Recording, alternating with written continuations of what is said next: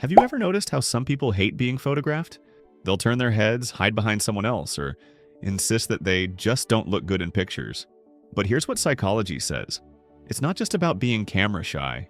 Often, people who avoid photos are revealing something much deeper about how they see themselves. When someone refuses to be photographed, it's rarely about the camera itself. It's about self-image.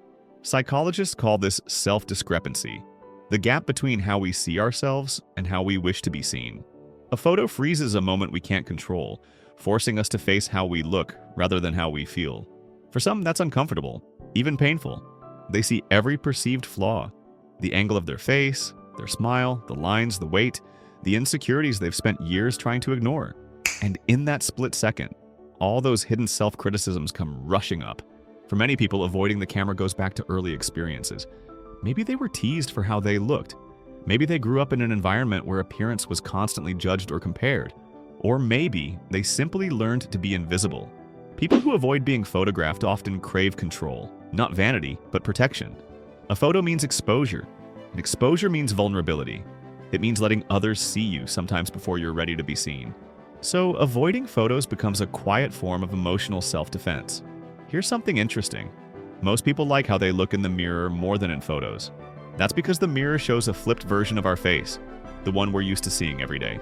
But when a camera captures us, it shows us how everyone else sees us, the unfamiliar version. And our brains interpret that as wrong or off, even though it's completely accurate. It's not that we look bad, it's that we're not used to seeing ourselves that way.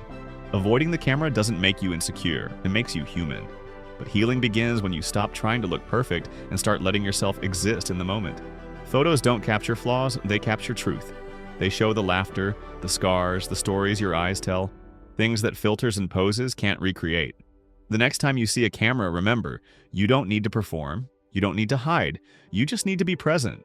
Because one day those photos won't just be pictures, they'll be proof that you were here. So if you're someone who avoids being photographed, ask yourself, what am I really afraid of seeing? Because sometimes learning to face the lens is the first step in learning to face yourself.